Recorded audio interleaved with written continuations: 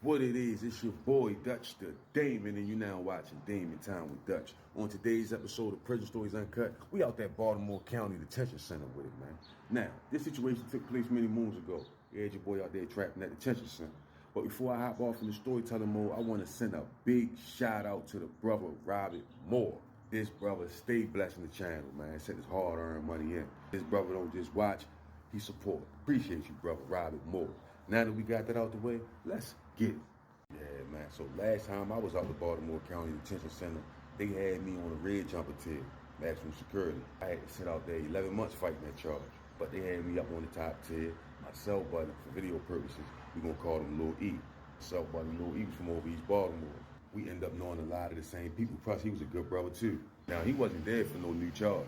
He was already in the prison system. He had came back in the county to go ahead and try to give some of his time back on the appeal. Him and his co-defendant had life. Shorty was younger than me. Lil E wasn't nothing but like 25, 26 at the most. Shorty was cool as a fan. He was only like 5'3", real skinny, dark skin, little plaits in his head. He always walking around twisting his plaits. Shit, me and Shorty used to stay up all night talking about uptown, talking about the streets and shit. Kind of find out Shorty brother was a real certified stepper over East Baltimore. He in the feds now. But anyway, Shorty used to be telling me mad shit in the cell. Well, kind of find out Shorty used to be a Crip, used to be on the blue team. And his case is centered around being a Crip. That shit is all in his paperwork. But he told me he dropped his flag because the OG nigga told on him in his case. Got him a life bent.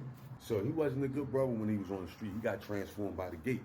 Now, I used to look at niggas sideways when they tell me they used to be Bloods or they used to be Crips. But over the years, you start to see it's a lot of brothers that used to be a part of something else. I don't make the rules. But anyway, yeah, he said when Slim told on him, he went ahead and dropped his flag. He caught his time, went up Cumberland, where all the good brothers serving life at. Got up there, got around some real stand-up members, some real warriors. And they brought him in under them. Once he explained and told them how the OG and the Crips told on him for putting in work. I'm like, yeah. You get the time, like, yeah, bro. Hey, the nigga came to court, pointing him out and all that shit. Him and his co-defendant.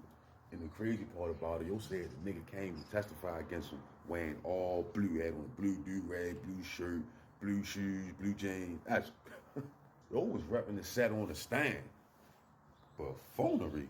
But anyway, he get to telling me how they was following some dude. They was on a nigga act, they was following some dude who was a part of another Crip set that was beefing with his Crip set. So him and his co-defendant followed him. They ended up by some train tracks. Dude was in the car with his girl. I don't know what they was about to do. I guess they was about to freak off by the train tracks in the cut somewhere or something, because he had a white girl in the car with him. Him and his co-defendant, they in the car watching dude and his girl from a distance. He said they tied a blue scarves around their face. The target nigga, he gets out the car with his girl. And they start walking, holding hands alongside the train tracks. I don't know if they ready to go on a nature walk or what the fuck was going on. But when Lil E and his rap buddy see that shit, they hop out the car and bail out. Blicks in hand. Long story short, he don't see him coming. They walking down the train tracks. He creep up behind them. Boom, boom. Him and his co-defendant. Boom, boom. But instead of just hitting the Crip nigga, they shoots the girl too.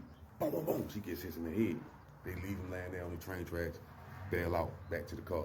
Peeled off. Now, Lil E showed me his paperwork. And in those documents, it says one of the victims, the white girl, was deleted on the scene. But the Crip nigga, the dude, the Crip nigga didn't die.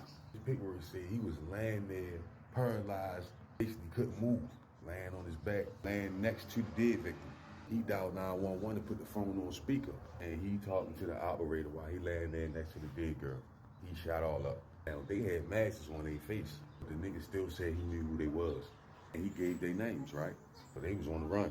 They didn't get caught until their OG got caught up in the indictment 2 months later for a whole nother case. This was a RICO case. The OG gets grabbed, get to singing like a bird, telling everything he know. The little E case was something that he knew. And nigga wrote them peoples a book. And he was one of the niggas that testified against Lil E at court and his rap buddy. And what Lil E was telling me, he like, man, his lawyers found a glitch in his case for real. Because one of the main witnesses was the OG nigga statement. And he'll say anything to get out of his own case. That's the victim. He came to court and testified on him too. But, like I said, Shorty and his co-defendant had a mask on.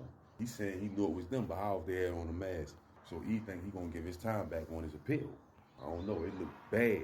A white girl in Baltimore County, whew.